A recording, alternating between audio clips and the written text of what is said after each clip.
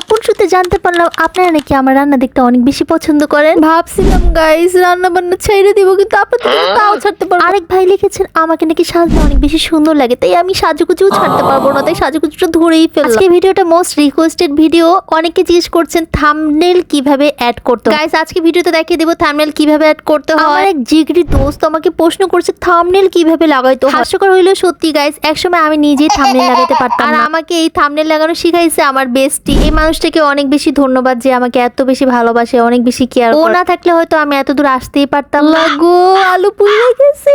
এখন যদি বোন দেখে তাহলে তো আমার সাথে সেই চিলাচিলি করবে, কেউ বাঁচাও বাঁচাও আমার। কি ভাত গুঁড়ি কইরা আলুগুলো নিয়েছিলাম একটু ভাজার লেগেছে, ভিডিও করবো আর আলু ভাজবো, আর এদিকটা আমি আলু পুড়ে ফেলছি গাইস। আমার এক প্রিয় আপু লিখেছে আপু শুধু তো রান্নাই করেন, দাওয়াত করলেও তো পারে। সেই আপুর জন্য একটা কথা বলতে চাই, আপু আপনার ভাইয়ের সাথে যেদিন আমার দেখা হয়ে যাবে সেদিন আপনাদের সবাইকে দাওয়াত করে খাওয়াবো। সো মাই প্যারি প্যারি আপা মনিরা আমার জন্য প্লিজ একটু দোয়া করবেন, তার সাথে আমার জন্য জলদি জলদি দেখা হয়ে যায়। আর যে পেয়ারাগুলো দিতেছেন এগুলো আমি নিয়ে আসছি আমার বোনের জন্য, ওর বোন অনেক বেশি অসুস্থ। এই ভাই আপনারা আমার হাসি দেখা মনে করেন না যে ও অসুস্থ আর আপনি হাসতেছেন খেলখেলে। সত্যি কথা বলতে গাইস আমার ভিতরে অনেক বেশি কষ্ট, আমি হাসতে পারি। আর এই যে ঝালমুড়িটা আমার বোন নিয়ে আসছে আমার ছোট্ট বোনের জন্য, আর এই যে কালা কালা আলু ভাজি এটা দিয়ে তারে ভাত খাওয়ানো হবে। তোমরা আমার বোনটার জন্য অনেক বেশি দোয়া করো, অনেক অসুস্থ, যেন খুব জলদি সুস্থ হয়ে যায়। কইতাম গাইস আমার নিজেরও ভালো লাগে আলু ভাজা, এরকম করে আলু ভাজা হইলে আমি পুরো 1 প্লেট 2 প্লেট ভাত খাই ফেলতাম। আলুগুলো খাইতেছিলাম আমার মনে হচ্ছে চিপস খাইতেছি, সেই লেভেলের। আলু ভাজা তো কিভাবে করে সেটা তোমরা জানো, তারপর যদি দেখতে চাও তাহলে কমেন্টস করে জানাতে পারো যে আলু ভাজা কিভাবে করে জানতে চাও। গাইস চলো তোমাদেরকে দেখিয়ে দিই থাম্বনেল কিভাবে অ্যাড করতে হয়। আগের ভিডিওতে কিন্তু দেখিয়ে দিয়েছিলাম থাম্বনেল কিভাবে বানাইতে হয়, সো থাম্বনেলটা কিন্তু আলাদা করে অ্যাড করতে হয়। এই যে দেখো আমি ভিডিওটা আপলোড দিয়ে দিয়েছি, আর এখানে সবকিছু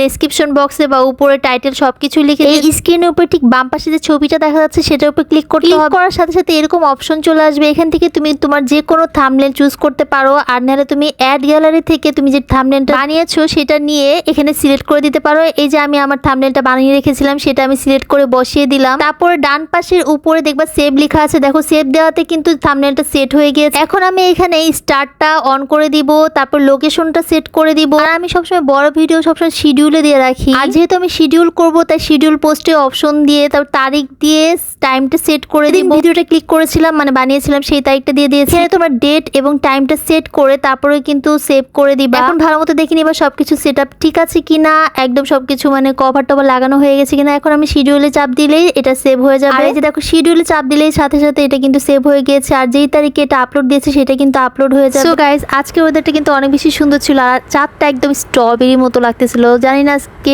স্ট্রবেরি মুন কি। ছোটবেলায় আমি যে লজেন্স গুলো খাইতাম সেটার মতো একদম চাঁদটাকে লাগতেছিল, মনে হয় যেন একদম পেরে খেয়ে। আমাদের তিন্নিকে আপুকে অসংখ্য ধন্যবাদ এরকম অনুপ্রেরণামূলক কমেন্টস করার জন্য। যারা ফেসবুক থেকে দেখতেছো তারা লাইক কমেন্টস আর শেয়ার করে দিও, যারা ইউটিউব থেকে দেখতেছো এটা সাবস্ক্রাইব করে দিও। সবাইকে অসংখ্য ধন্যবাদ ভিডিও দেখে এত সুন্দর কমেন্টস করার জন্য। ভালো থাকবেন, সুস্থ থাকবেন, আর আমার জন্য অনেক বেশি দোয়া করবেন। Thanks for watching, tata.